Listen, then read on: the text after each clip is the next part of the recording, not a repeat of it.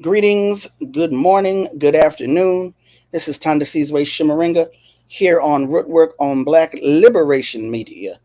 This is my first time being up here, I believe, since the name change. I hope y'all are doing well. I hope y'all are doing well. Please like, subscribe, and share. I got to get that out the way first. Like, subscribe, share. Like, subscribe, share. You know, we are still in this conundrum thing doohickey with um, YouTube. So please go to the Patreon. That information should be in the show description. Go to the Patreon, become a subscriber, become a sustainer, please. And like, subscribe, and share the video before the end because you're probably going to get all caught up and forget about it. Need you to like and subscribe and share. Do all that now and get it out the way. So again, my name is Tonda Sizwe Shimaringa. This is Rootwork on the Black Liberation Media platform. How y'all doing? I see y'all coming into the chat. Hopefully, we are going to be able to let y'all in and have discussion with these two powerful sisters I got on deck today. Sister Doctor Sister IFe JIe, and Sister Tiara Mbonisi on her way to being a doctor. Doctor Sister. Ain't that right? She well on her way. I'm just regular old Tonda Sizwe. I'm a journalist, author, and commentator. So let me give you a little bit of background. Want to talk about Kendrick and Drake and this beef, and it's bigger than beef. Is it bigger than what is it? Was there a winner? Did black women lose? Did black men win? Did the culture win? What is going on? So much happening. I remember Tony Baker, the comedian, said if it wasn't in June, it was toward the end of May. He's like, stop playing that song. You won, man. We feel you. You won. He wasn't through yet. And if y'all don't know by now, he definitely won. But who else won? Were there any winners? Were there any losers? I don't know. But that's why we're here today. We're going to chop it up. So let me bring on my guests. IFe JIe is a South Central Los Angeles native and brings a unique African sensibility, pride, and aesthetic to her art and work as a hip-hop activist, artist, and scholar. She's currently the host of Street Sankofa and the co-host of Cut to the Chase on 90.7 FM KPFK in Los Angeles. IFe JIe received both her bachelor's and master's of arts in African American Studies from Georgia State University and her PhD from UCLA. Blue and gold, baby, blue and gold. Tiara Mbonisi is a passionate womanist, writer, educator, and creative emerging from Oakland, California, deeply rooted in social justice, women's empowerment, and storytelling through mass and digital media. Tiara has built a career on these foundations. She earned her BA in Africana Studies from San Francisco State University and is now in her second year of graduate studies in the Women's, Gender, and Sexuality Studies Department at Georgia State University. So let us welcome IFe JIe and Tiara Mbonisi to the stage. How y'all doing today? Hold on, look like your mics are. Hold on. Thank you. IFe, I believe your mic is muted on your end.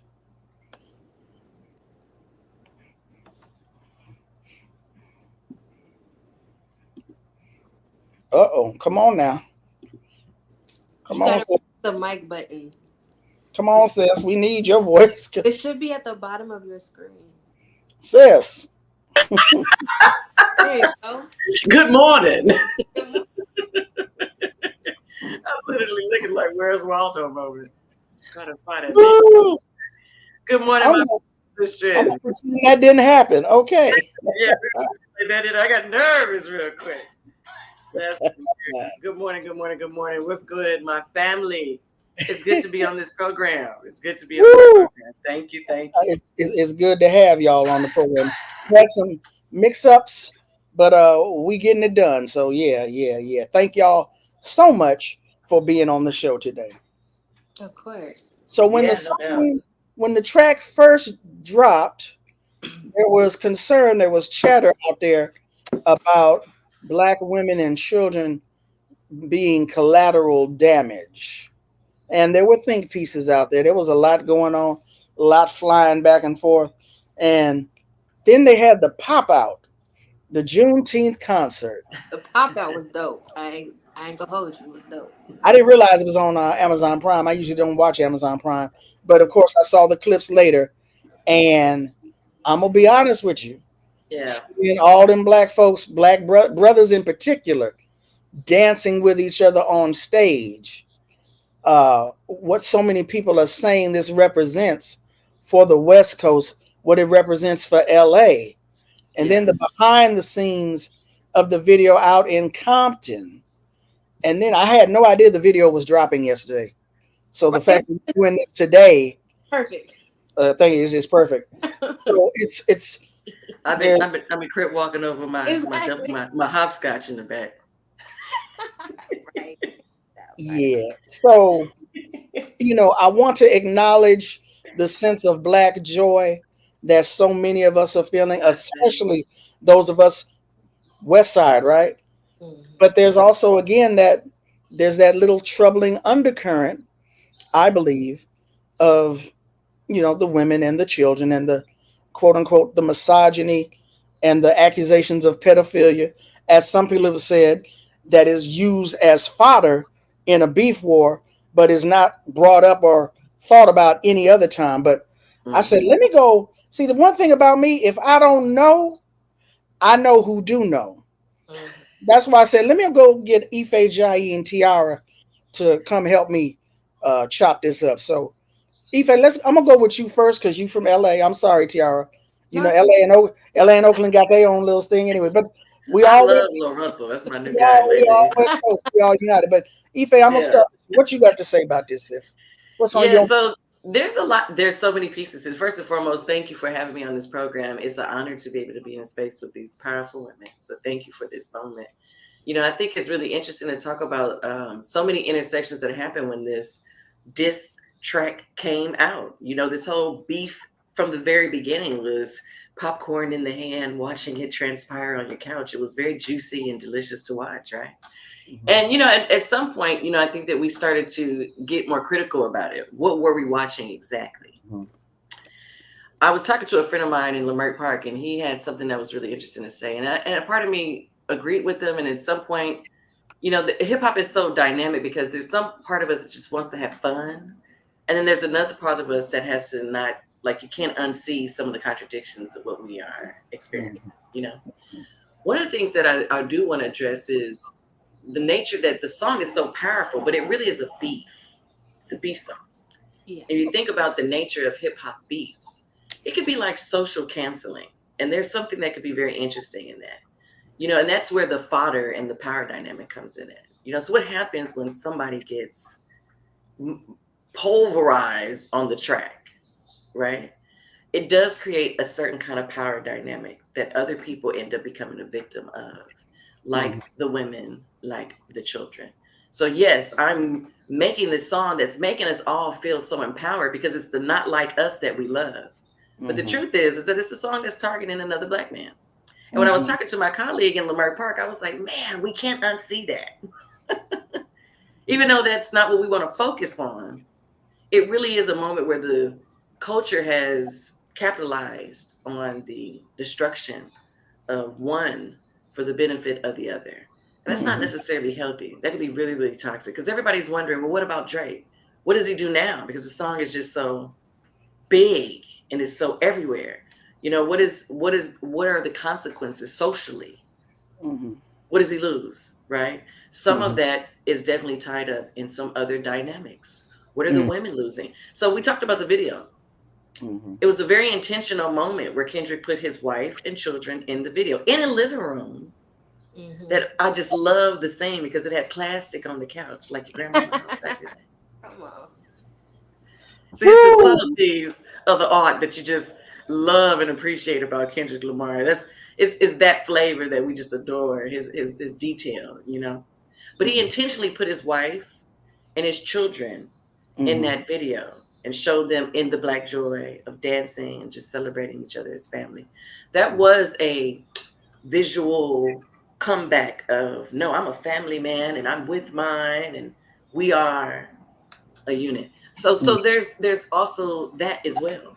There was a diss for Drake about his family unit, his children, so for Kendrick to kind of diss him on that, the contra is that we also see this really powerful image of a Black family and Black joy and a very, very really cool modern aesthetic. Mm-hmm. So I'm just highlighting the contradictions. I think that some of what we have to acknowledge is that it's a beef.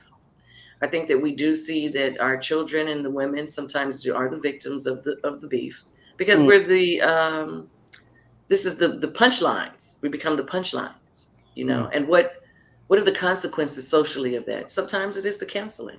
Sometimes it is the ignoring of the real issue. Is that man really a pedophile? See, you know what I mean? It makes you start asking stuff like that. Like, is that really happening? We know it is, because we see the Diddy's and the, what is the other guy? Epstein's and all these other Stings and Steins and people not keeping their hands to themselves. So we know it exists, but now we have to have that conversation, because we can't not unsee it again. Yeah. Those are my initial thoughts. Thank you so much for that, sis. Tiara? It's Tiara. Woo! Tiara. Hey, correct me. And pronounce it another way. Correct me. I just have so much. First of all, I just love a good hip hop beef. I feel like beef is a component to hip hop. It's not the only component. It's not the most positive component to hip hop. In terms of Black women and children being kind of like casualties or used as petty fodder, I feel like if niggas are going to call each other out in a beef, call each other out on some real shit. You had Tupac, fuck your clique. I didn't know you, cuz. Why you didn't tell me that, Donnie, before we Wait, go ahead. Can we? IFe, knock it off. Stop it. It's YouTube. You can cuss. You have Pac F your clique in the clique you claim and talking about he F Biggie's wife. And it's very common for rap niggas to be like, I effed a woman you love, a woman you like, but it's different to be like, but what about them young girls you be preying on?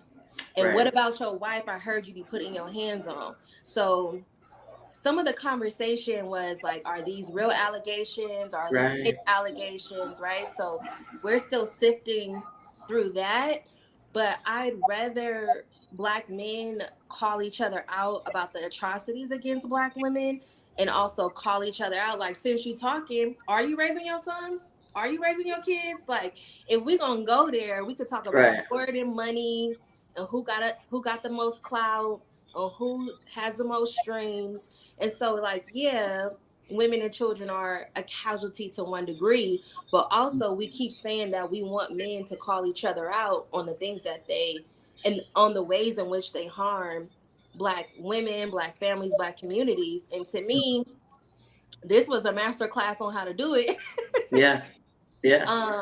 And then in terms of the track itself, in terms of like who won, I feel like the culture won.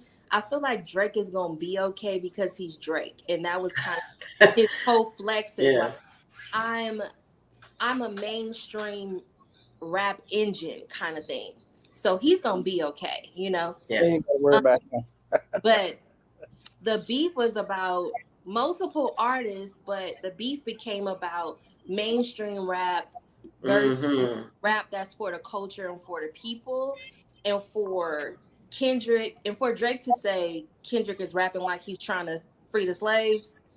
And for Kendrick to do Ken and Friends in a pop out on Juneteenth and then drop the video on the 4th of July. Top tier Gemini pettiness, but for the culture. I just feel like ultimately it's for the culture. Like, there's some things about it, especially when you talk about insinuating that you're gonna pop somebody like what.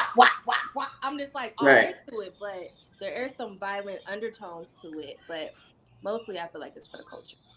Yeah, I would agree with you. I think that there's a moment where we really started to feel, there's a line in the show where he says, we needed this from Nip dying and Kobe dying, we needed this. And being from South Central Los Angeles, he was right. You know, you could feel the synergy in this city. 4th of July was off the chain, baby. It was out till 4 o'clock in the morning, still popping the daggone firecrackers all night. You know, and the thing that I said about that night, I was like, man, we are lit tonight. We lit tonight as a city, and a part of that was Kendrick. We have to say that he put a little sauce on the city, dropping the video even on 4th of July. And you're right, that was extremely delicious and petty. I had no idea that it was dropping either, you know. So in the middle of the barbecue, everybody's like, turn on the, you know, it was a classic moment, you know. And it's like the title, They Not Like Us, to me is like a Negro spiritual title. Right on. Is when you have Black people dancing to it on Juneteenth, on the 4th of July. I think like They Not Like Us is just not like West Coast against Canadian rappers. It's literally like Black folks against the world, like They Not Like Us. And that's what I felt like when you see groups of Black people chanting it, it feels like an affirmation and a call to action, and becomes bigger. It becomes huge. And there, I want to say this too. There's also a moment where I want to recognize that there are structures and people in place that don't want to see hip hop maintain that type of power and synergy. So we have to be very mindful, because Kendrick, in a way, did something that we haven't seen in a long time, which was bring so many people into one space on one vibration. He is definitely going to have folks that are going to try to undermine that energy. People that will intentionally try to dismantle that community building that we saw on that stage. You know, I've already seen, and I talked about this before in Los Angeles, where rappers came together and had truce and all of that. And then you get what I call hip hop COINTELPRO. They come in and they start doing little crazy stuff. Well, we've been told the that it was LAPD was active in dismantling the truces. So that's the thing that I want to acknowledge as well, that Kendrick did his job. He did his part. And I think it's our part now to ride the wave. You know, and if anything, I do want to say that he made what, as a Black woman watching his video and listening to his music, he definitely centered Black women. I didn't feel as a woman that I lost in my listening to his music. I actually felt like, him putting his family on that video was powerful. Yeah, starting off with his family. And somebody told me that the director of the video is the guy Drake accused of sleeping with his wife. So the whole was a it's like, these are my people in my family. So you running your mouth, but you don't know what you're talking about. And we saw over here. Wow. One thing that I wanted to uplift that happened on Juneteenth. My dad is from South Central, grew up in South Central, then got moved to Inglewood, and he came down to the Bay to study at UC Berkeley. So like the history of like social justice and resistance in my family is really big, especially in terms of working in the Black community. And so on Juneteenth, you had the pop out happening in LA, and you had a Juneteenth festival happening in Oakland. And the Juneteenth festival in Oakland got shot up and 4 people died. Whereas you had Crips and Bloods in the same building in LA, just peace. And it's popping. And so you see both extremes of where the culture can go when it's united and when it's positive, and where the culture can go when niggas don't even know their history. They just showing up to the Juneteenth barbecue, not even knowing what the meaning of Juneteenth is. And so I think even a part of this cultural moment on a hip hop end is a history lesson. Like, what is the meaning of Juneteenth? What is the meaning of the 4th of July? And if we gonna beef, what are we actually gonna beef about? Like, what do we stand on in terms of like our morals? I think that's important. I want to go to a comment. You know, I'm trying to get some of y'all comments in. Some of y'all talking slick. You're gonna find out you sent to the cornfield with a quickness. And if you're too young for that reference, I ask somebody.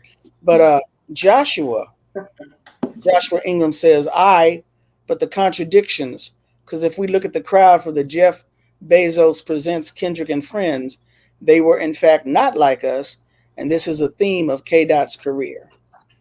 I need to relook at that. I don't know. I understand what he's saying. Is he saying that Jeff Bezos funded it? Like, what is he saying? No, he's saying that Yeah. there was one criticism of the cost of the tickets, which I don't follow hip hop anymore. I'm not a hip hop head. So I'm making the assumption that everybody's tickets are cost prohibitive and expensive. $100, yeah. But also that, well, I mean, Jeff Bezos, the billionaire, it's Amazon. But the point being is that he's saying that did Amazon produce this? Were they like the producer of the on Amazon Prime? Yeah. Oh. It was carried on. People were streaming it on Amazon Prime if you didn't buy the ticket to watch it in person. Okay. Right. But I think what he's saying is that the crowd, those who actually could afford and got in, the majority, or if 2/3 of them, if not half, a bunch of them, too many of them, did not look like us or were not like us. Which I seen a lot of Negroes, niggas in the crowd. Yeah, I don't know about that one. That's who I saw. And you got to think about it. The lineup was so West Coast. I mean, you have to think about it. He popped out. He didn't just do his thing. The best line of the day. LA got something to say. You know, it was the play on that moment of Outkast going to the award show. You know, they started off the concert. LA got something to say. And you got all of these kind of underground, upcoming West Coast artists. The whole entire show. That was not a crowd. That was just a lot of. There was a lot of Black folks there. Just look at the lineup. Yeah. The lineup just tells you kind of alone. And you had E40 narrating, so he even linked. You know, he linked the West Coast by bringing out the Bay to the pop out, which I really appreciate. No doubt. I will say this though, because what they're talking about is just the commercialization of hip hop. Now, it would have been different if that was a free concert in the middle of, you know, I don't know, because the Kia Forum or something. I don't know. You know, that would have been different because that would have been for the culture. That would have been for the people. That would have been. Y'all need to get this energy, and we're gonna give it to you on Juneteenth and raise the vibration up in the city. At the end of the day, hip hop still is an industry, and we can talk about the contradictions within the industry because you will see that there's some people that have access to hip hop when it becomes commercialized. Who can afford to go to the Coachella? I ain't never been to Coachella. I ain't never been to Coachella. I never been able to afford the ticket. You know. So there's a dynamic there. We have to acknowledge there's some truth to many of us from South Central Los Angeles, from our part, maybe Compton, from that part, maybe we weren't the majority. But that doesn't mean that folks that look like us weren't there. We might have came from Riverside. I'm sure he's not. I'm sure we were there. I think the concern or what he expressed was it was a lot or too many that was not like us. But he also said that this is emblematic of Kendrick's career, which I don't really know. But here's that's the that's the culture in general. I watched the audience. It was very white from what I saw. And to Audrey's point, Audrey did a comment, LA is becoming less Black. So I mean, all the Black cities are becoming LA in general. And there's so many things that are going on in this conversation. Yeah. There's a lot of dynamics to that. That is true. There are some things that are not Kendrick that is conversation that is larger than Kendrick. Buying tickets? Can you like put a cap like white people can only buy 25% of these tickets on Juneteenth? That would be lovely, but I don't think that's a thing because they stay showing up at the concerts. I mean, to be honest with you, it is an industry, and who can afford it? It's the capitalism of the country that we live in. Whoever can pay can play.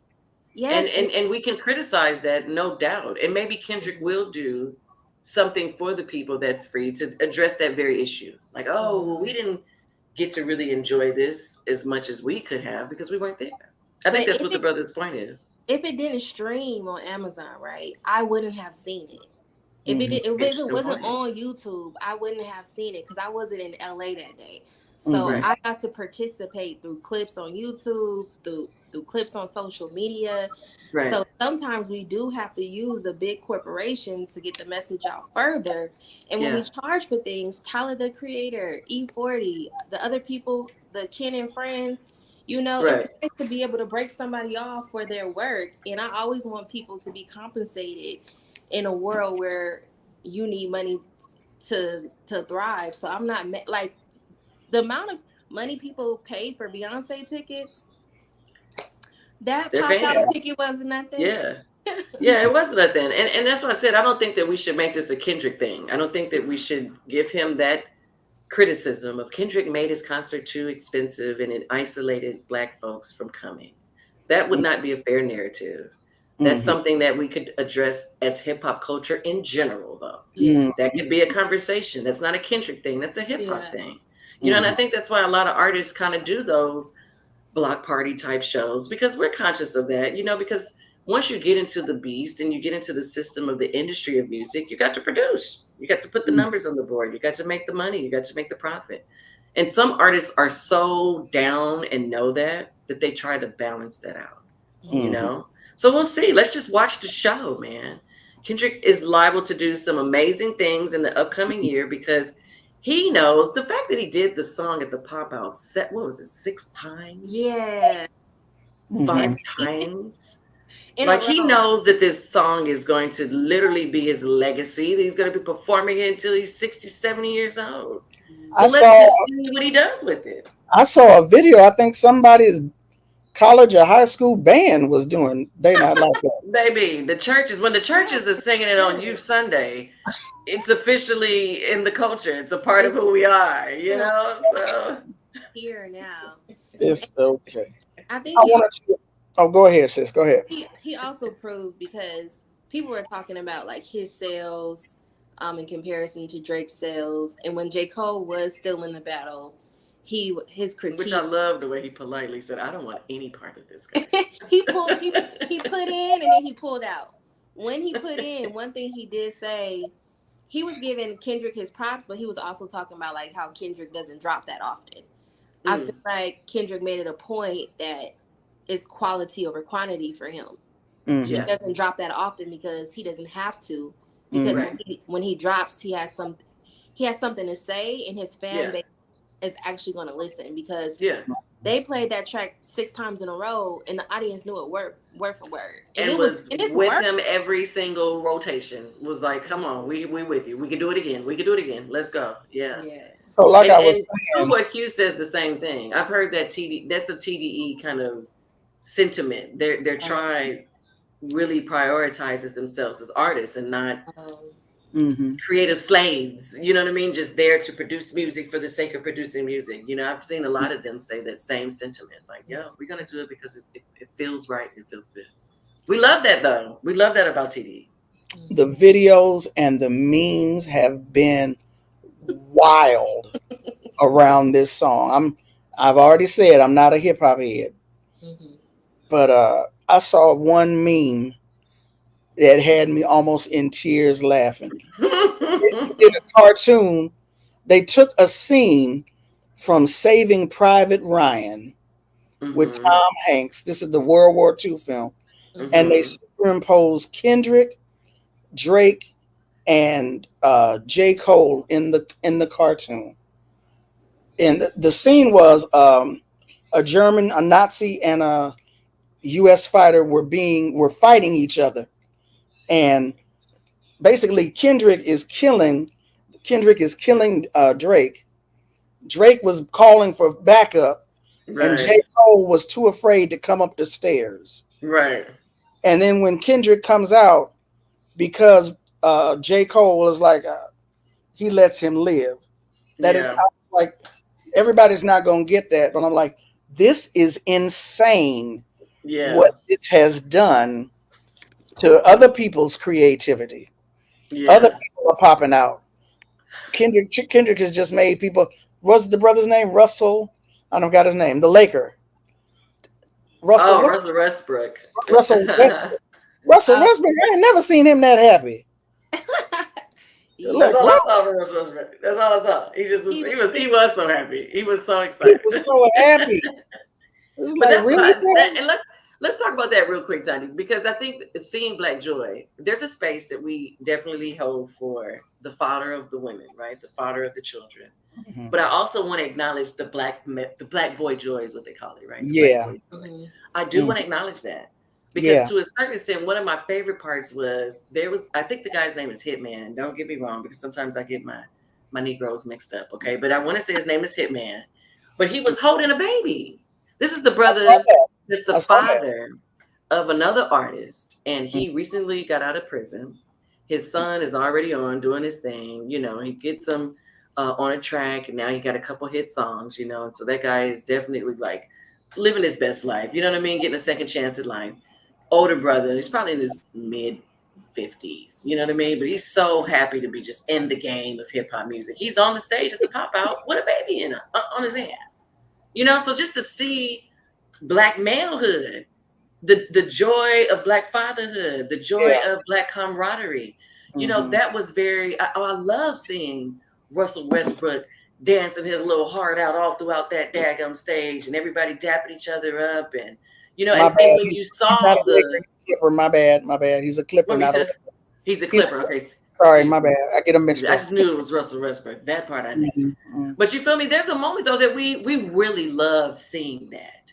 And when you saw the nuance of the people, like, oh, that's such and such from this tribe. And then you can say, oh, that's such and such from that tribe. And you see I'm glad that you're calling it a tribe, because that's what it could be. Yeah. It don't gotta be a gang.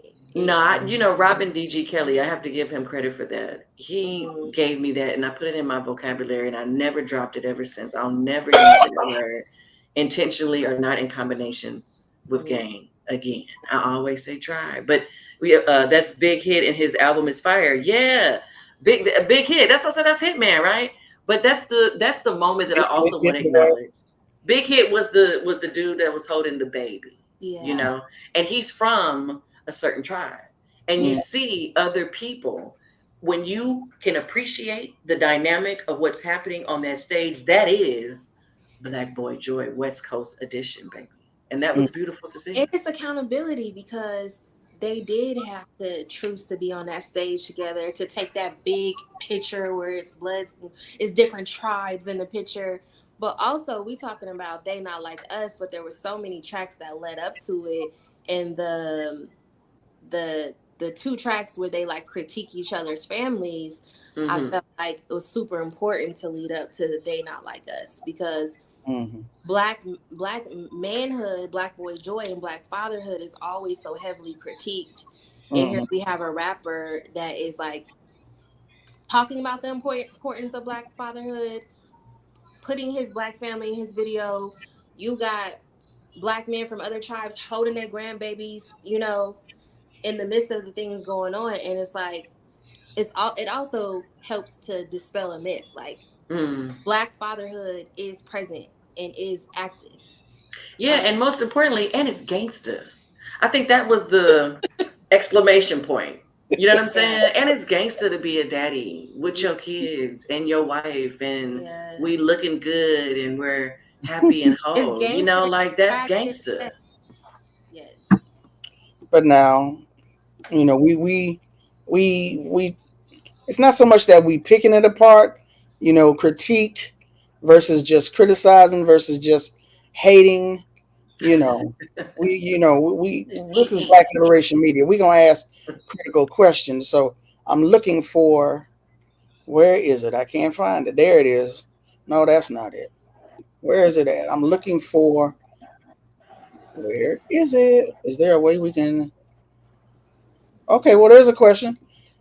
Not the one I was looking for, but is there a way we can celebrate Black boy joy that doesn't come at the expense of Black women?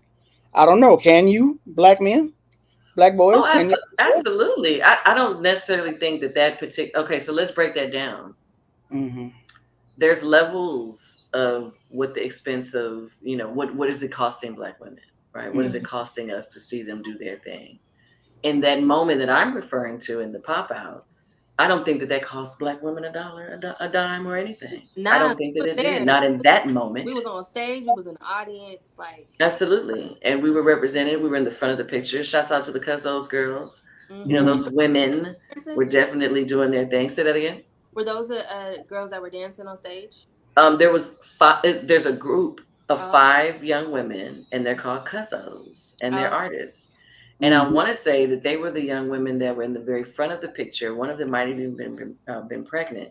And then some of the other women that you saw on stage were dancers. dancers that are very notorious. You know, Tommy the Clown. Shouts out to Tommy the Clown. I was saying yesterday when we were watching the video that I remember that moment where Tommy the Clown was literally riding around with his green Mustang with his speakers in the trunk. And I could just imagine, I just want to say this before I forget.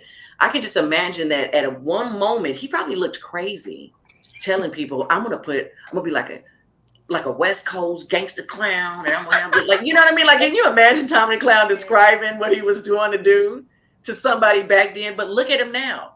He has created a whole aesthetic, a whole style, a whole cultural trend. So some of the young ladies that you saw on stage, those were his have dancers. become popular because they're Tommy the Clown dancers. And one of them is I want to say, don't let me mistake, that young lady that's in the scene where they're in the Tams burger in the music video. There's a young lady that's just tearing it up. She's notorious as a dancer. I dare say that she also at one point came through the Tommy the Clown kind of crew, but she's on stage as well in the picture for the pop-up. Black Liberation Media family, go out YouTube, wherever you got to go look for a film called Rise. I think it's called IZE. Yes, it is. Rise, and it if you're Gen Z, you might not have seen it. Yeah, but will you go find that film and you'll understand who Tommy the Clown is, what he means to LA and the West Coast, why we love and appreciate him. It's called Rise. You've got to find it. You got to find it. And which is so funny because I had we were talking about it and somebody from the West Coast was like, what's up with the clowns? Somebody from the East Coast was like, what's up with the clowns? You know what I mean? That is definitely a very signature South Central Los Angeles.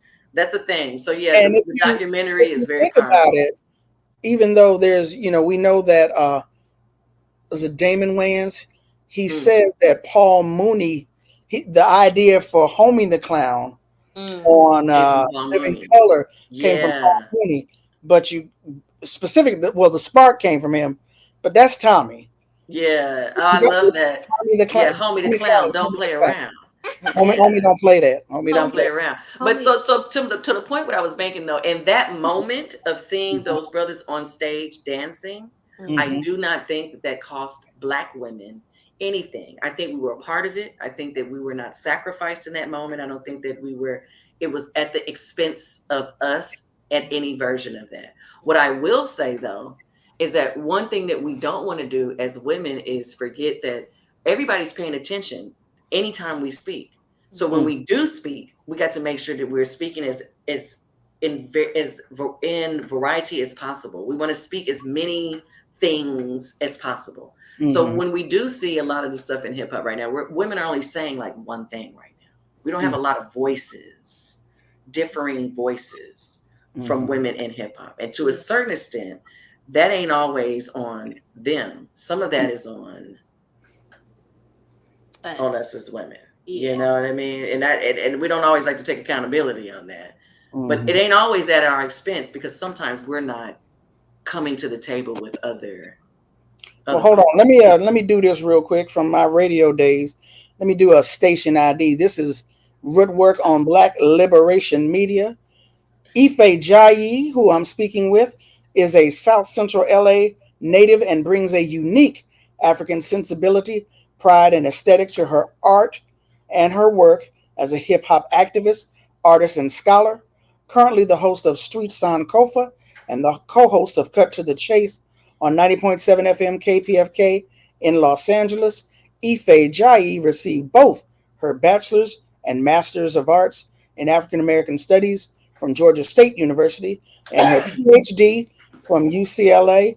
What we say, blue and gold, baby, blue and gold. Yeah, black bros. That's IFe JIe at the top. At the bottom, we have Tiara Mbonisi, who is a passionate womanist, writer, educator, and creative emerging from Oakland, California, deeply rooted in social justice, women's empowerment, and storytelling through mass and digital media. Tiara has built a career on these foundations. She earned her BA in Africana Studies from San Francisco State University and is now in her second year of graduate studies in the Women's, Gender, and Sexuality Studies Department at Georgia State University. And of course, I'm your host, Tandasizwe Shimaringa. Let me go back real quick to this right here. I couldn't find the original comment, but this was echoing. If we talk about at what expense black women, Dr. Dre was present and introduced the song, and everybody should know about Dr. Dre and Sister D Barnes. I know if you in LA, you know about it. Yeah. So are we saying? What are we saying? Are we saying cancel Dr. Dre? I'm throwing it out there. What are you saying? What are y'all saying? I want to weigh on this because I feel like Black women have suffered at the expense of hip hop in various ways over like hip hop's inception, right? And so we're talking about hip hop as a culture, hip hop history, and hip hop in this moment. And a journalist I follow brought up that Dr. Dre was at the pop out, and Dr. Dre is a West Coast icon, an LA icon, all those things. And so I feel like there's space to hold Black men in hip hop accountable, but there's also space for, which I think has been done, because people have talked extensively about what Dr. Dre did to D Barnes in interviews and all kinds of things. And so we're talking about 20 years later. My assumption, my hope is that Black men in hip hop are giving the space to grow, right? Because when you dig up the dirt on a lot of our greats, if you dig up Huey P. Newton, we hold him up in Oakland as an icon, but the end of his life was very violent, and it was violent against women, and it was violent against his community, but he's still an icon. Right. So are we saying that Dr. Dre has had no growth, or he's had no accountability, or is it because we haven't heard a public apology? Like, what do we need from Dr. Dre to be like, he shouldn't be on this stage 20 something, I don't know how many years later.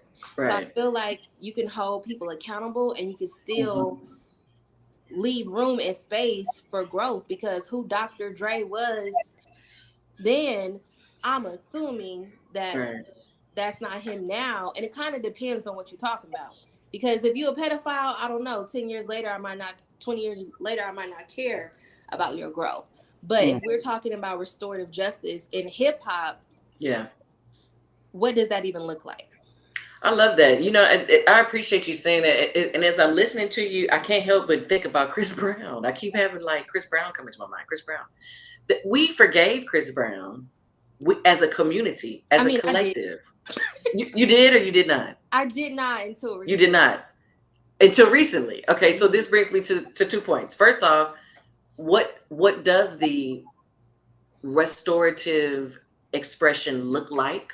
What does it look like when I say I am going through the process of self-reflection? I'm sorry. Yeah. I didn't mean to do it, right? What does that look like? What are we expecting it to look like? Because when Chris Brown did the Michael Jackson tribute, and he had a moment, this is right after MJ died, he had a moment where Chris Brown started crying. I said, oh my God, we just forgave Chris Brown. I think we just forgave because of Michael. Chris Brown, because of this powerful Michael Jackson performance. So that's the first question. What is the measurement? What is the metrics, as they would say, right? How do we measure when someone has gone through the restorative moment, and how do you express that? What do we want to see? Do we want to see a public apology? Do we want to see a song? Do we want to see an act? Do we want to see a check being written off to ease the L? What do we want to see? And then the other thing is, what is the time frame? I like that you said 20 years ago. Yeah. Because what is the time frame? How long do we hold people to the fire? When is their time done and the isolation period is over and they're able to come back to the barbecue again? What does the time look like? How long do we do that? We talk about statute of limitations like in court, and there is no statute of limitations around trauma and around grief, especially when abuse is involved. Somebody in the comments was like, restorative justice doesn't look like D Barnes struggling. And I'm gonna add to that, struggling like that when Dr. Dre is a billionaire. And asks, has Dr. Dre ever publicly apologized? I don't know that he has. I don't know that he has either. I cannot claim to be a hip hop historian, so I haven't seen every hip hop documentary. I've seen a few. I don't know that he has, but I would love to see Dr. Dre acknowledge that period in his life, because I don't want to hear. I don't want to hear in a moment like, I'm sorry I didn't mean to, because you meant to. But to see a man reflect on who he was back then, who's an icon to so many people, helps free other people up from those similar behaviors. But I will say, like, when you bring up Chris Brown, the only reason why I recently forgave Chris Brown, it wasn't a tribute to MJ, because Chris Brown is a talented 10th nigga. He can sing, he can dance, he can rap, he can act. Like, you being talented doesn't make me forgive you. Mm-hmm. What made me forgive Chris Brown is because I haven't heard his name in the media in a minute for being abusive. Chris Brown didn't fight his girlfriend in the car. Chris Brown fired on men, has fired on fans, has had rape allegations. His name was in the streets for a minute for violent offenses. Ringing out. So, and I be reading them court docs and them newspaper articles that people don't like to read. And so for me, there's direct apology. Mm-hmm. That helps the culture when you do a direct apology and a reflection. And there's also apologizing through change behavior. It appears to me that Chris Brown has changed his behavior, and he is a less violent human being than he used to be. Yeah. And so I feel I haven't heard no allegations recently of Dr. Dre putting his hands on people, but it would do the culture a service if he reflected on what happened with him and D Barnes publicly. It would. And I don't think that, and I dare say that I wear his hip hop historian hat, so I'm a little nervous to be able to own this. But the truth is, I don't think I've ever seen Dr. Dre talk about it. I don't think Dr. Dre likes to talk about things like that in general. Mm-hmm. And when you look at Dr. Dre interviews, he's not a chatty catty kind of guy. Mm-hmm. You know what I'm saying? And you don't really see him doing interviews often. In general, you got to think about that. Dr. Dre, I don't know if we've seen him on. Probably because that's going to come up. Yeah, so I don't think that he likes to talk about it. I don't think he wants to, but I do think, and I think that there is some truth to D. Barnes struggling financially. That does look insane.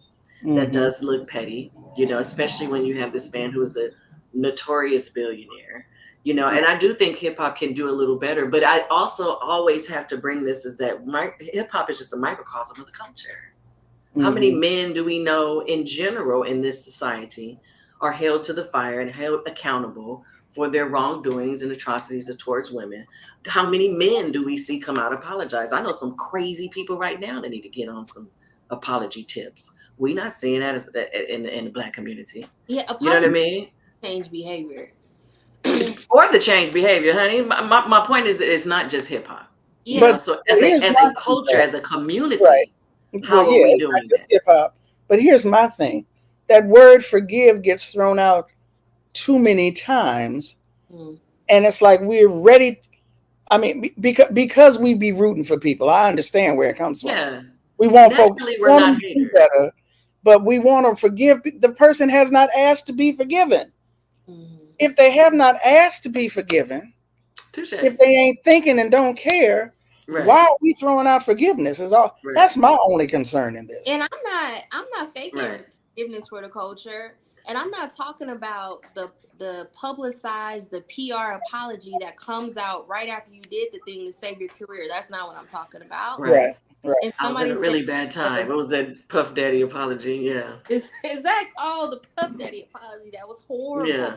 And he's terrible. He's a prime example as someone who's had a career like as a terrorist. And he's rebranded himself so many times. The rebrand of Brother Love, in my eyes, was intentional to get ahead of these type of allegations. Look, in retrospect, yes, I'm with you. I can see that too. And I bought into it at first. I was like, okay, Diddy. Yeah, I'm a changed man. I love everybody. I'm getting with love. Yeah, and then we see him slapping people and dragging people out of down hallways. So yeah, I'm with you.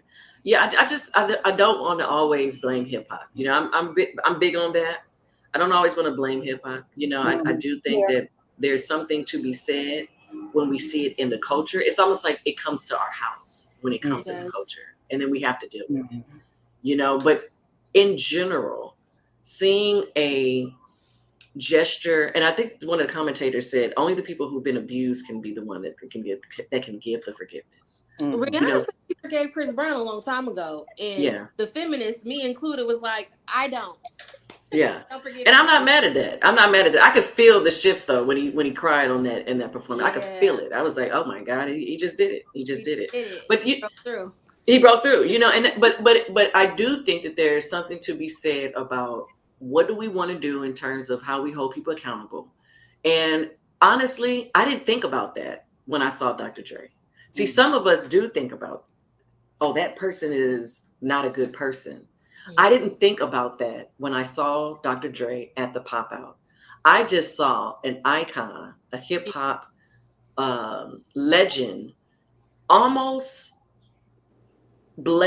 pass a torch, kind of give the lob, if you will, for Kendrick to then come and do the slam dunk moment. Yeah. That's what I saw. I saw intergenerational love. I saw intergenerational prosperity there. Yeah. Say it again. I said I had the knowledge of the history between him and D Barnes, but that's what I saw too. But also, yeah, I didn't think about that at that moment. Yeah, and I think that's part of what the concern is. Criticism. Part of what the concern and criticism is we're not thinking about that. Why aren't we thinking about that? That's what I'm thinking some are saying. Let me highlight this real quick. There's a time and a place for everything. I don't necessarily think that was the moment to hold Dr. Dre to the fire. I don't think it was that moment. I'm just putting it out there. We love to defend the poor behavior of men. I think she says we love to cause the poor behavior of men and then turn around and talk about being the most unprotected woman. Then she says defend, I meant. I'm not quite sure what she meant, but I kind of think I know what she meant. Okay, so put it together. We love to defend the poor behavior of men and turn around and talk about being the most unprotected women. I'm not defending. I don't think we're defending it. I don't know. Are we defending it? I don't think we're defending it. No, I don't think we're doing that. I think we asked a question about restorative justice. What does a timeline look like? What do we need to forgive when we have something that happened 20 plus years ago, right? We're talking about Dr. Dre. I don't know what happened behind the scenes with his other relationships. We're just talking about what we know. Then we're talking about Chris Brown, who had a history of violence after Rihanna, not just Rihanna. I think a history of violence, a history of negative behavior, and a period in your life where you exhibited that violent behavior and you're a better citizen to society now. How do we compare? What should it look like now in terms of like holding people accountable? When we go see the Bob Marley biopic, are we going to support the biopic? Or are we going to talk about the fact that Bob Marley beat his wife? Like, are we going to talk about both? Like, what do we need to do to do history justice, but also to do justice to people who like receive harm from like these iconic people? Yeah, I lost y'all for 2 seconds. I'm sorry, my headphones went out, but I hear you with the Bob Marley thing. I didn't catch the whole sentiment of what you were saying, but I don't think that I don't necessarily think that we should not give space for people to be restored. I think if people make mistakes, if they are sick, because let me take a step back. Many of us as African people, we traumatized. We are traumatized people. Yeah. And unfortunately, our trauma comes out in a variety of crazy ass ways: social anxiety, sexual abuse, domestic violence, and we can trace the trauma back to a very legitimate source. Okay. So we're not going to necessarily get into that. But the point of what I'm saying is that because we're all hurt, we have to give room for us to be able to be restored. Now, what that restoration looks like, I don't know what the standard is. That's what I said. What does it look like? Apology? Does it look like paying somebody off? When Puff Daddy paid Cassie all of that money, was that good enough? You know what I'm saying? I don't know what that metric looks like. When do we say you've done what you were supposed to do to be restored? Because all of us are doing stuff that's crazy. Whoever Ho is really chatty over here in the chat. I'm just saying. I think that looks differently for different people. And I just want to clarify, I never said I forgave Chris Brown because he's not in the media. Hold on. I said I forgave Chris Brown because I haven't heard a recent track record of violence being reported in the media.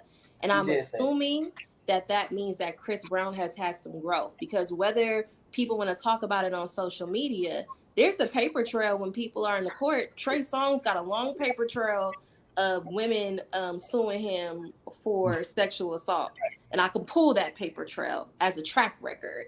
And so it's deciding if certain people are allowed for growth or not.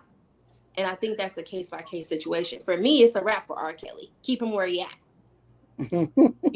But Erykah Badu thinks differently. So it depends. So I think to the sister's point, Ho, I love the handle, I guess. But Ho is saying, this is yeah, what up, Ho? Behavior. Toxic conversation. I think and I don't know what you might be speaking to, my beloved person who's on this thing, but I don't necessarily think that we're condoning abuse. I don't want to say that at all. I don't think that we're condoning that. What I want to say is that I don't stand for none of that shit. But I also am a mother and a human being.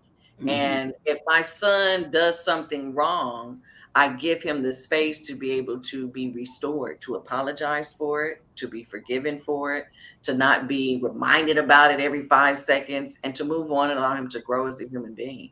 Which is Black women, honestly. Just say it again.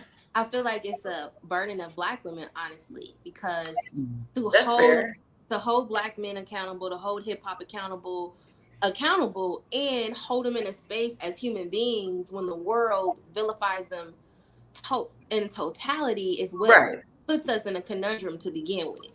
Yes, I think it's an interesting place to be in. And I also want to say is that I'm going to give out punishments as well. It ain't just all passes. It ain't just all passes. No, we going to hold you accountable. So what does that look like? Does that look like I'm not going to go to the show? I'm not going to buy the album? Yeah, that does look like that. So I want to acknowledge that we are not giving passes to people that are doing fuckery. That's not what we're doing. I do think, though, that as a culture, we have to give space for growth. We have to give space for healing. And that's on both sides, not just on our men's side. That's on our women's side as well, because there's some very toxic ass behaviors that women are starting to display as well. You know what I mean? And I'm not going to get into that part of the hip hop conversation, because that's not where we're at right now. But the BET Awards and Black women in the BET Awards was a whole nother conversation. You feel me? So just in general, I do think that we got to give space to hold people. Yes, that man did wrong. At one point, though, do we say we can appreciate that he's made some effort to be a different person and he's growing? And there might be some fine lines that we just are not able to see you cross over again. R. Kelly may not be able to come to the barbecue because now we're always going to be looking over our shoulder if he's going to be looking at one of these little girls crazy, or even the grown women, because he abused grown women as well, I want to address this comment real quick. No one is above reproach. Who you forgive is your personal business. Accepting someone and forgiving them isn't a community effort. It is personal. I disagree. I believe that one of the reasons Black Power Media was founded was to raise the level of conversations regarding our people collectively and how ways that we can move collectively as a collective. So many of the shows and the hosts on Black Liberation Media, which is what we are now, are members of organizations. The personal is political. Yeah. And that is always I know that that's a nuance that women seem to get a lot better than men, it seems sometimes. I'm not really sure, but that's how it seems sometimes. The personal is political. And when we're talking about the Black community or the Black nation, we have to be able to talk about how we move forward towards liberation. And after we are free, how are we going to act? How are we going to treat one another? So that's the reasons why we have these kinds of conversations, need to have them more often. while we're having them here on Black Liberation Media. And if anybody got a problem with it, they can kick rocks right now. I know that's right. And I want to say this, as much as we like to say that, I feel you, and I'm not disagreeing that what you do is your personal business, whether or not you forgive somebody, but I'm not going to front. I am that person that's like, what we doing, y'all? So we canceling them? What we doing?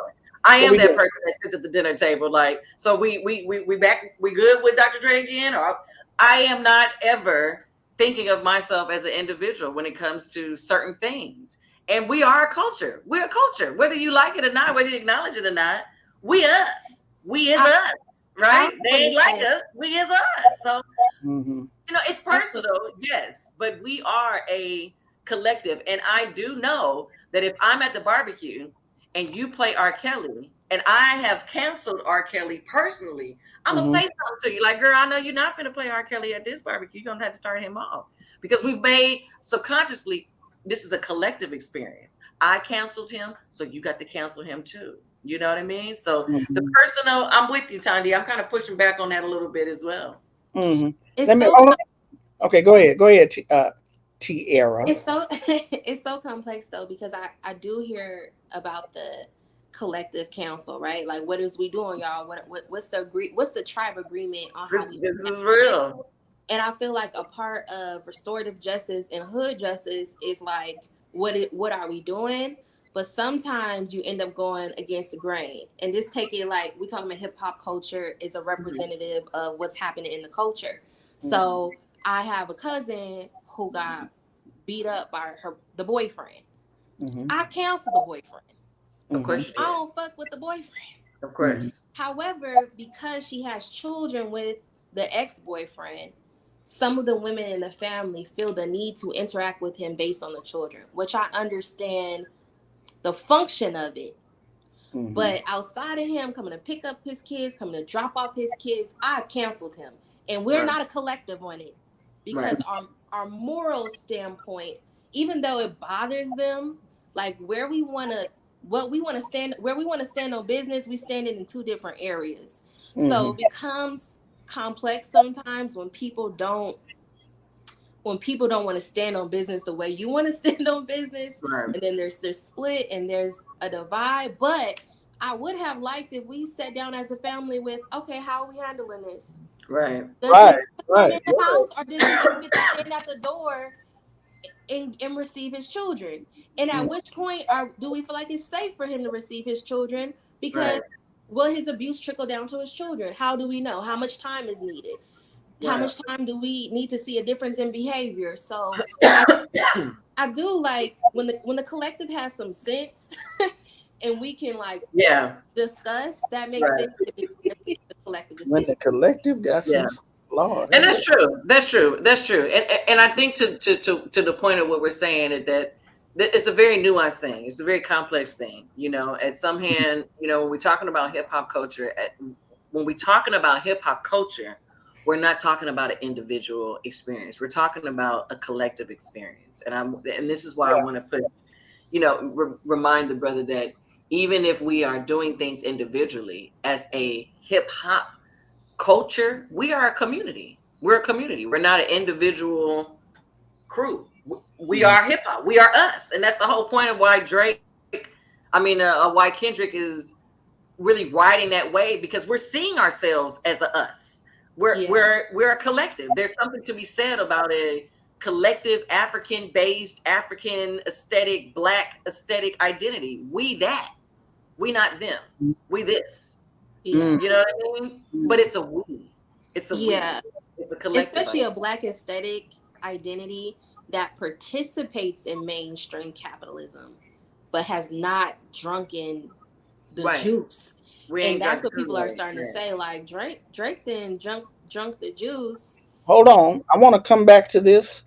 Let me get this last comment in from Ho, and then I want to pivot real quick. Ho done got a lot of screen time. Yeah, I usually don't do that, but I'm going to do it today.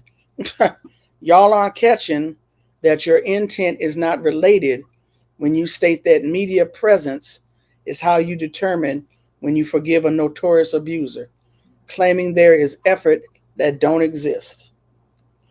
And sitting on this platform requires a level of responsibility to not use such rhetoric.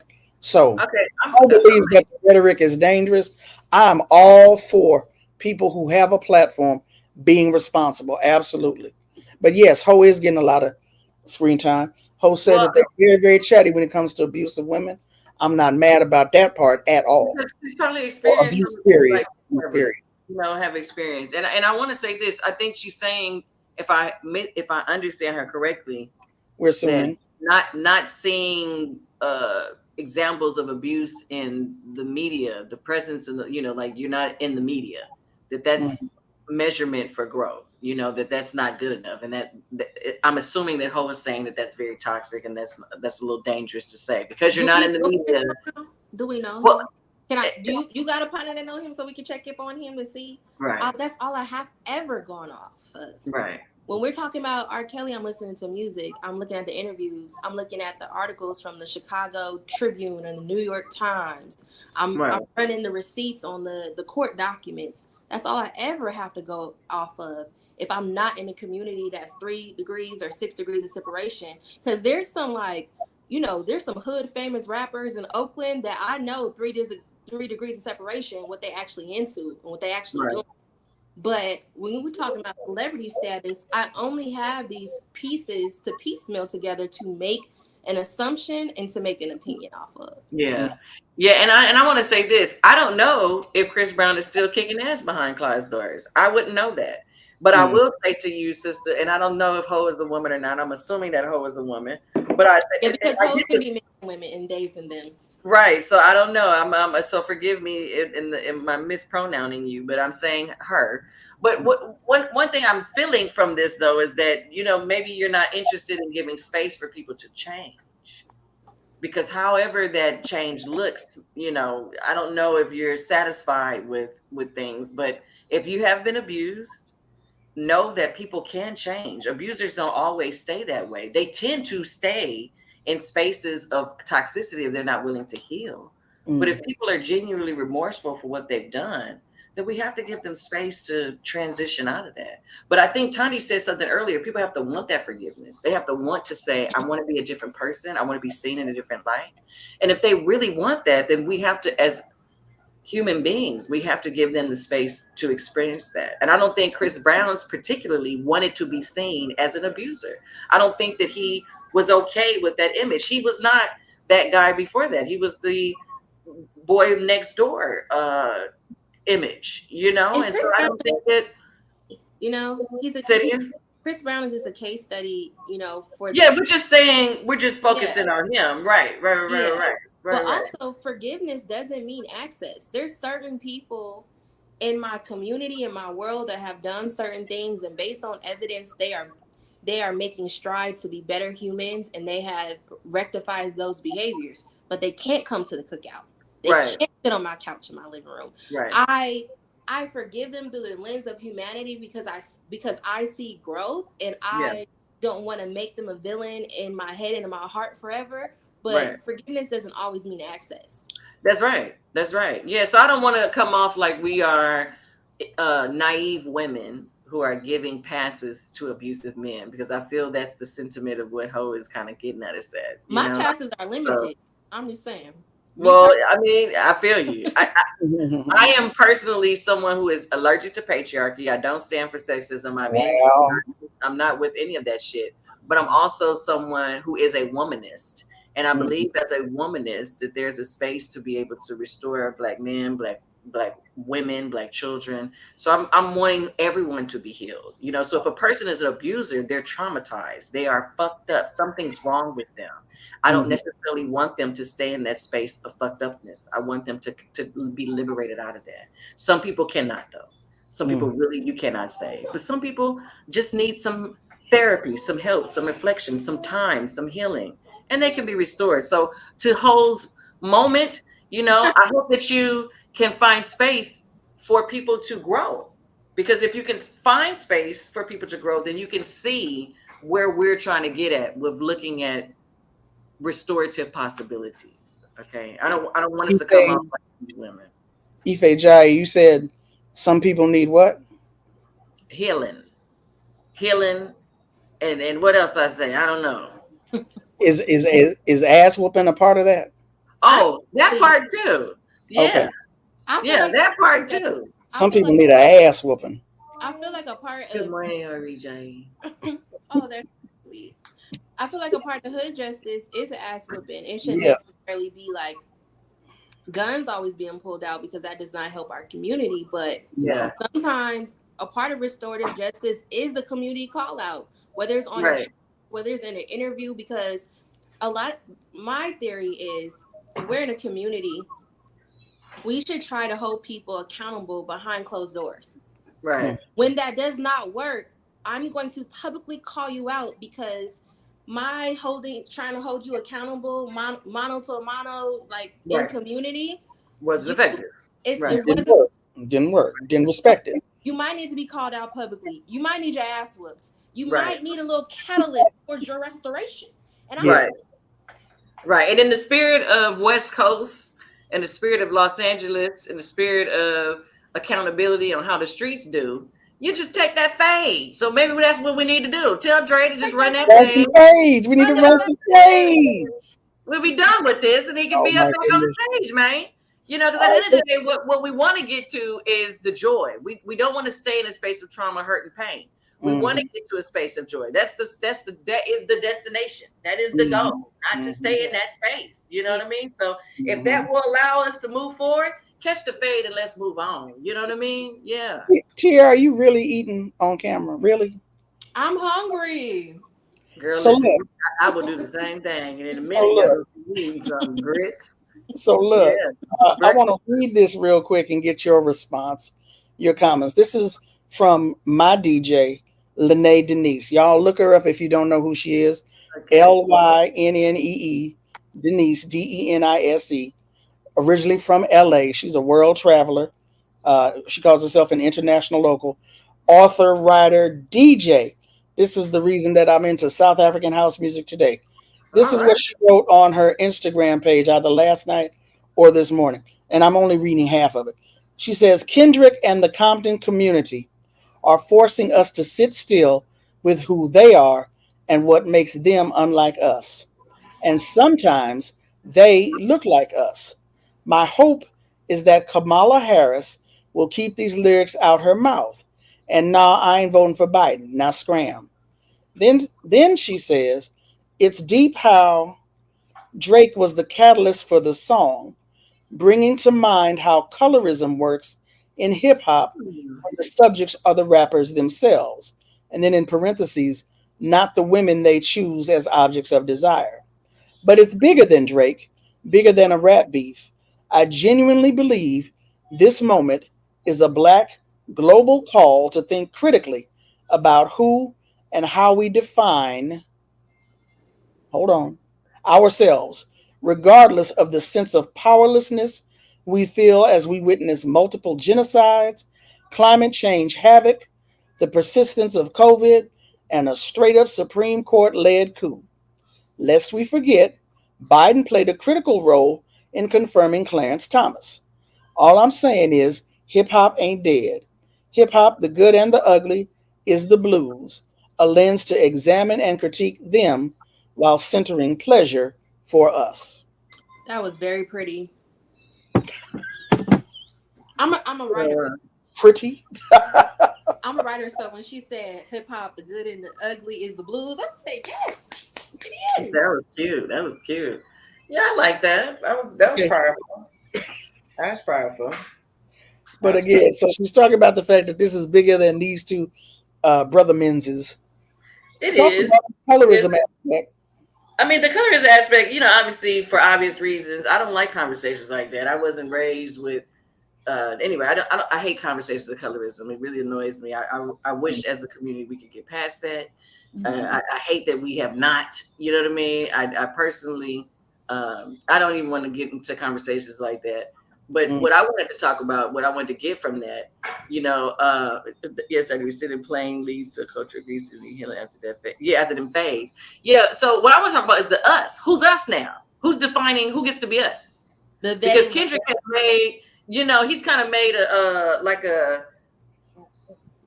us is a certain flavor of authenticity. Us is not the mainstream. I think my sister said that earlier. You know, Drake is like the pop. Kendrick is more like the people. You know, so us is definitely the streets. You know, us is definitely folks of color, and it's not just black folks, because you have black and brown at the pop-up. So I want to acknowledge that as well. I forget the name of the group or the artist that perform. It was like a Latino hip hop artist, because if you're gonna be West Coast, you got to have our brown brothers in the pot as well. Absolutely. And you know, so us is also the melanated us. So who gets to be us? And I think to the sister's comment, Kamala Harris, is she us? Is she not us? Is Biden for us? Is he not for us? You know, and this collective identity can be very, very powerful, because now we're talking about politics and collective. See, as I mentioned to you before, I might cancel R. Kelly, but I'm coming to the barbecue to ask, are we canceling R. Kelly? We have to honestly acknowledge that we do the same thing in politics. I'm voting for Biden. Who y'all voting for? Who we voting for? What we doing? What we doing? What we doing? Right? So the collective voting is a thing, but it also is a thing that allows us to have real political power. So if we say that the us is a authentic for the people in the streets, you know, a certain aesthetic of not in the mainstream, right? If that's the us, having that collective identity can be very, very powerful. Because if we're saying now, who stands with us? Does Kamala stand with us? Does, you know what I mean? And to the colorism thing, it's like, well, do the light skins stand with us, or do the dark skins stand with us? And that to me can be very divisive. That's why I don't like to get conversations. I just didn't see it in the beef, if I'm being honest. Like, I didn't see that either. But you know, maybe I'm being nice. When Kendrick was calling Drake out for like being mixed, it was really a play on his authenticity, because J. Cole is mixed. That's why that critique didn't come to J. Cole, because people largely feel that J. Cole is authentic.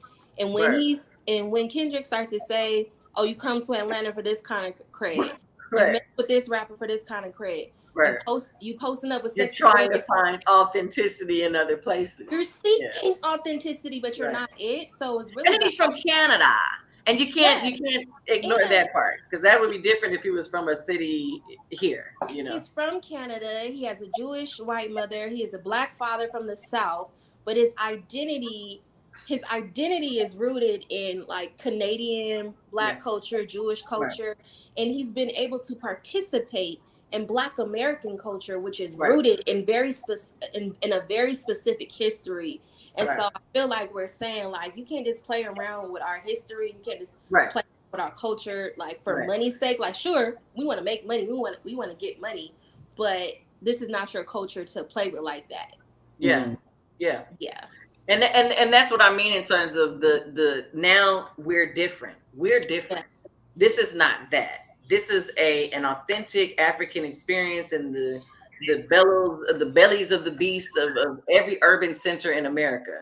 That's us. You know, when I go to Chicago and I see my dudes, you know, playing basketball on the course of Chicago, that's us. When I go to DC and I see it at the Go-Go's, that's us. You see what I'm saying? But I think that there's something that's really, really powerful about how we're defining us. There could be something really magical if we say, I tease and I say the most gangster thing that you could do is to stand up to oppression. That's gangster. As I mentioned before, having your family in place, that's gangster. So we start redefining even what that looked like. What does it mean to be on your square? What does it mean to be on your real G? You know what I mean? How does that really look? That don't have nothing to do with what America has defined for us. That has something to do with what we define for ourselves. That's self-determination at its finest. That's a beautiful moment. And we really could ride that.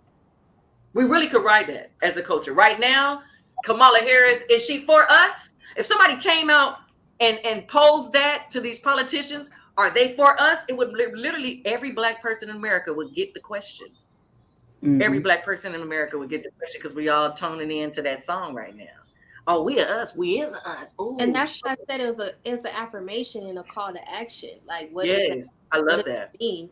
Just because they ask you to be in a campaign video or to do thing at the presidential election, blah blah blah blah blah, doesn't mean that they're like us and that they're for us. It just doesn't mean that. Yeah. And so I think that's a valid question for us to ask. And if men in hip hop are really questioning if Black men are being good fathers, present fathers, and they're really questioning how they treat women and if they're preying on young women, and I need those questions to be asked by men. I'm tired of asking them. They don't care Right. enough. That's where it needs to be. That's where you got to talk amongst each other, hold each other accountable. Yeah, I love it. I love it. Great moment. Great commentary from the DJ. Shouts out to South African house music. I'm into it too. I like it a little bit. Yeah. All right, so it is 10:23 a.m. Yeah, it's 10:23 LA time. Yeah, that's enough, Tiny. All right. Yeah, of course, this is the subject that we could talk about all day long. Yeah. No doubt. But hold on one second. Let me ban somebody real quick from the. Somebody getting canceled real quick. Sorry. Yeah, let me get them the hell up out of here with they These dumb shit. hoes is acting up. These hoes are acting up. Yeah, so I was gonna say, if they've been watching Black Liberation Media, they know that me and Arthritis have got a thing going on, and he knocking on the door. So I'm gonna have to cut this short. But if folks want to find out how to follow you, how what it is that you're doing, the work that you're involved in, Tiara, let's start with you. How can people do that? You can find me on Instagram at Tiara Mbonisi, Facebook at Tiara Mbonisi. I also have a brand called Big Mouth Woman, where I'm just uplifting the voices of women. My thesis project is about Black journalists, Black activists, and I think that having discourse and important conversations is how you push the culture forward. And so I'm never afraid of dissent or disagreements. Is literally how we grow. So please follow. Not disrespect though. We don't do that. Yeah, no disrespect. Keep it tight, okay? Mm-hmm. But yeah, Tiara Mbonisi on Instagram and on Facebook. And Dr. IFe JIe. So much love again to everybody that's been chiming in on the commentary. This has definitely been a much needed conversation. I want us to continue to ride this wave. I hope that we don't lose this passion, and I hope that everybody is really in a space of really being re-inspired about the power of hip-hop culture. Y'all know my whole thing is, if hip-hop is not used for our liberation, it absolutely will be used for our destruction. And so we got to remember that there's a real political power and magic within hip-hop culture. So if anybody wants to follow my movement, the journey is Street Sankofa. I feel like it's a really good time for us to go back and get the power of this music, so that we can be very intentional on using it as we restore our African consciousness in the future. We done lost our damn minds, and hopefully hip hop will help us get our brains back together. Okay, so the movement is Street Sankofa. IFe JIe is the name, Dr. J is the handle, and please follow me on all platforms. IFe JIe is the name. I love y'all. I appreciate everybody. Thank you for having me. Thank you for letting us pop out and show up. Oh, yeah. Thank y'all for putting up with me and my scheduling and all this, that, and the other. But appreciate the hell out of y'all, and definitely want to have y'all back. Of course, I would love to. Definitely want to have you back. So appreciate, and love y'all. Okay. All right. Peace out. All right. Black Power, y'all.